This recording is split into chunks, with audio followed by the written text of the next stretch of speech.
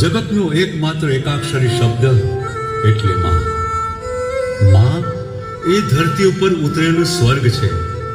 માં એ ધરતી ઉપર હાલતો ચાલતો ચમત્કાર છે. આ ધરતી ઉપર માના પાલવથી વધારે કિંમતી કોઈ ઓઢણ ન હોઈ શકે. માની આંગળીથી વધારે સ્પષ્ટ કોઈ દિશા સૂચક ન હોઈ શકે. બાળક હૃદય છે તો માં એનો ધબકાર છે.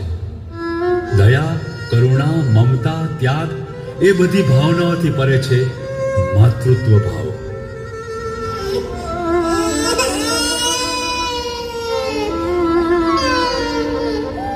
હતો હું સુતો પારણે પુત્ર નાનો,